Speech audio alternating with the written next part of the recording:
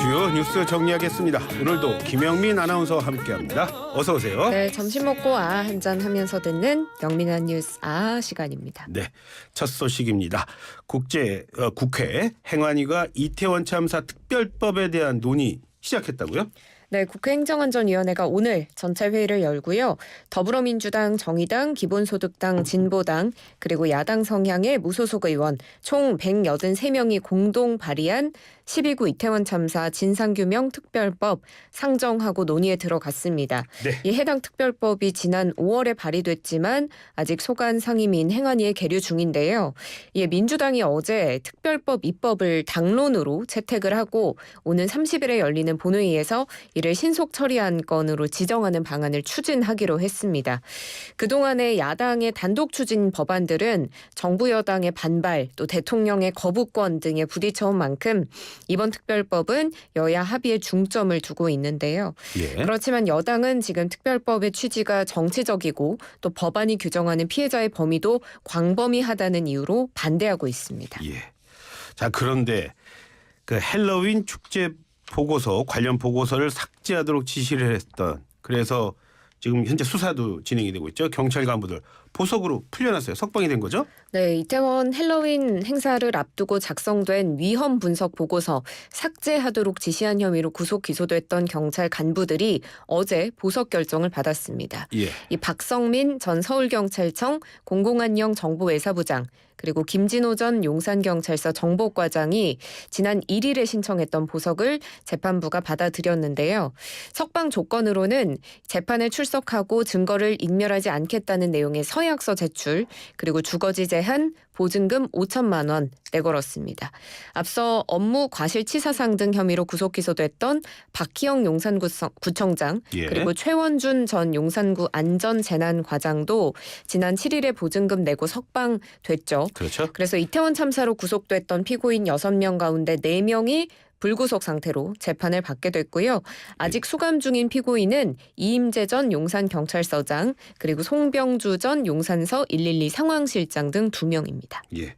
물론 불구속 상태일 뿐이지 조사 수사 네. 예, 그리고 계속되는 겁니다. 자, 어제 수원에서 충격적인 사건이 있었습니다. 그 소식 한번 정리해 볼까요? 네, 어제 저녁 속보로 알려진 소식이었는데요. 정말 예. 충격적이었죠. 경기도의 한 아파트에 부부가 사는 가정집 냉장고에서 아기 2명의 시신이 발견된 건데요. 2018년에 태어난 여자 아기 그리고 2019년에 태어난 남자 아기였습니다. 예. 시신 발견 당시에 현장에 있던 부인은 경찰에 추궁해 자신이 친모다라고 털어놨고 경제적 어려움 때문에 병원에서 아기를 낳자마자 살해해서 냉장고에 시신을 보관해 왔다라고 진술을 했습니다. 이 여성이 남편과의 사이에서 12살짜리 딸, 10살 아들, 8살 딸 이렇게 세 자녀를 두고 있었는데 예. 여기에 추가적으로 계속 임신을 하게 되자 경제적인 어려움을 우려해서 범행했다라는 취지로 경찰에 진술을 했습니다. 이 경찰에 따르면 이 여성이 2018년 11월에 예. 이 첫 번째 아기를 병원에서 출산한 뒤에 집으로 데려와서 목을 졸라 살해했고요. 이후에 또 임신을 해서 2019년 11월에 두 번째 아기 병원에서 낳고 병원 인근에서 살해한 후에 시신을 포대기에 싸서 집으로 옮겨와 냉장고에 보관해 왔다고 합니다. 경찰은 두 아기 모두 태어난 지 하루 만에 숨진 것으로 파악을 하고 있고요. 예. 그리고 이들이 수원에 이 아파트로 이사 온 게 지난해 하반기라고 해요. 예. 이때 이사를 오면서 영아의 시신도 함께 옮겼다고 진술했습니다. 이사 오면서 시신도 함께 옮겨다 너무 충격적인데 남편은 거기 대해서 뭐라고 그래요? 몰랐다고 말을 하고 있는데요. 예. 이 냉장고에 영아 시신이 있다는 사실 자체를 몰랐다고 진술을 했습니다. 남편이 경찰에 아내의 예. 임신 사실 자체는 알았는데 예. 배가 많이 나왔던 것도 아니었기 때문에 아기를 살해한 줄 몰랐다. 또 낙태했다라는 아내의 말을 의심하지 않았다라고 진술을 했습니다. 예. 하지만 앞서서 말씀드렸던 것처럼 같이 이사도 오면서 예. 영아의 시신도 옮기고 예. 또 이 시신이 보관된 냉장고는 가족이 사용하는 유일한 냉장고였습니다. 그래서 경찰은 남편이 정말로 범행 예. 사실을 몰랐는지 계속해서 수사를 벌이고 있는 상황입니다. 냉장고가 2대가 있던 것도 아니고 1대가 있어서 뭐 계속 김치도 꺼내 먹고 뭣도 먹고 해서 너무 충격적이죠. 예. 근데 그 전 좀 이건 더 수사가 뭐 진행이 돼봐야 되는 건데. 네. 자, 이번 사건인데 어떻게 해서 드러나게 된 거예요? 네, 감사원이 지난 3월부터 정부의 복지 사각지대 발굴 체계에 허점이 있는지를 살펴보기 위해서 보건복지부 정기감사를 진행 중인데 예. 이 과정에서 이번 사건이 드러난 겁니다. 2015년부터 작년까지 8년 동안 출산한 기록은 있는데 출생 신고가 되지 않은 영유아 사례가 있는지 조사했는데요. 예. 이 과정에서 미신고 영유아가 무려 2천여 명에 달하는 것을 확인했습니다. 이런 복지부 자료를 전달받은 수원시가 현장 조사에 나섰는데 예. 친모가 이를 거부했고 그래서 수원시가 경찰에 수사를 의뢰해서 경찰이 압수수색을 하는 과정에서 이번 범행 사실이 밝혀진 겁니다. 예. 그런데 미신고 아동이 무려 2천여 명이기 때문에 뭐 비슷한 사건이 또 발생하지 않을까 굉장히 우려스러운 상황인데요. 예. 실제로 경기 화성시에서도 지금 소재 파악이 되지 않는 아기가 확인이 돼서 예. 경찰이 수사에 착수했습니다. 이 아기를 유기한 혐의를 받는 20대 여성 형사 입건돼서 조사 중인데 예. 경찰에서 어떻게 말했냐면 예. 출산 직후부터 그 이듬해 1월 사이에 인터넷을 통해서 아기를 데려간다는 사람을 찾게 돼서 그 사람에게 아기를 넘겨줬다. 이런 취지로 진술을 했습니다. 예. 그런데 경찰은 더 의심스러운 구석이 있다고 보고 그 경위를 조사하고 있는 상황입니다. 예. 지금 말씀하시지만 그 2천 명이나 된다고 하고요. 이런 내용 봤을 때 이거 그냥 단순하게 끝날 거 아닌 것 같은데요. 계속 얘기 이어질 것 같은데요. 걱정입니다. 구속영장은 청구가 됐습니까? 네, 그렇습니다. 친모에 대해서 영아 살해 혐의로 구속영장 그렇죠. 신청이 됐는데요. 검찰은 사건 기록을 검토한 뒤에 이 구속영장 청구 여부를 결정할 방침이고요. 예. 오늘 중에 구속영장이 청구되면 구속 전 피의자 신문은 내일 열릴 것으로 보입니다. 이 사건도 그렇지만 말씀하셨던 대로 또 여러 가지 후속 사건, 뭐 다른 사건들이나 별개 사건이지만 철저하게 좀 지켜봐야 되겠고요. 그리고 네. 우리도 좀 관심을 갖고 지켜봐야 할 얘기로 들립니다. 자, 우리 방송에도 여러 번 출연하셨던 분이십니다. 호사카 유지 교수요.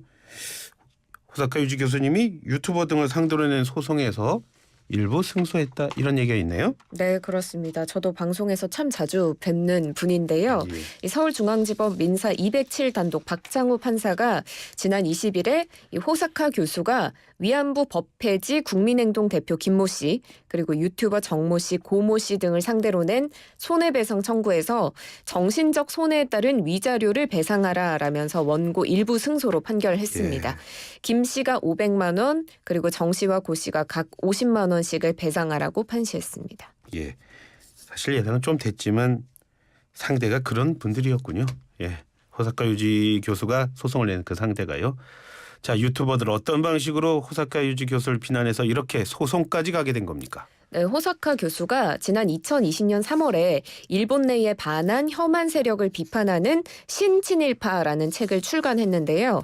이에 김 씨 등은 운영 중인 유튜브 채널 등을 통해서 호사카 교수가 근거 없이 위안부가 강제 동원됐다고 주장했다. 위안부가 일본군 대장보다 높은 월급을 받았으므로 일본군 성노예가 아니다라는 등의 주장을 펼친 것으로 알려졌습니다. 이뿐 아니라 호사카 교수가 소속돼 있는 세종대 정문 앞에서 네. 시위를 수차례 열고 이 위안부의 진실을 왜곡해서 한일 관계를 파탄낸다. 오로지 상대방 헐뜯기에 혈안이 됐다. 이런 말로 비난한 것으로도 조사됐는데요. 예 호사카 교수가 김 씨 등이 허위 사실을 적시해서 자신의 명예를 모욕하고 훼손했다라면서 공동으로 8,500만 원의 손해를 배상하라라는 취지로 소송을 낸 겁니다. 학교까지 압박을 한 거군요. 자, 재판부의 설명 한번 정리해 볼까요? 네, 재판부는 이 호사카 교수가 명예훼손과 모욕행위라고 주장한 행위들 중 예. 일부가 실제로 명예훼손이나 모욕에 해당한다라고 봤는데요. 예. 이 주장에 그 근거가 없거나 또 호사카 교수의 지위 등을 고려할 때 모욕성을 띈다라는 취지입니다. 이 피고들의 발언으로 인해서 일본군 위안부 문제에 관해서 전문성과 오랜 연구 경험을 가진 원고가 입은 인격권 침해의 피해 정도가 작지 않다고 봤습니다. 네. 자, 다음 소식 알아보겠습니다. 음주운전을 하고 운전자를 바꿔치기 한 혐의를 받고 있는 가수 이루 씨입니다. 이루 씨가 검찰에 항소를 했다고요?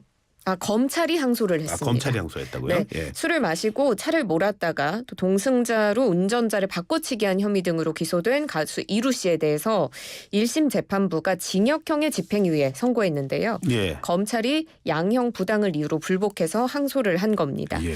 1심 재판부가 지난 15일에 징역 6개월에 집행유예 1년, 벌금 10만 원을 선고를 하면서 잘못을 뉘우치고 전과가 없는 점을 고려했다라고 양형 이유까지 밝혔는데요. 예.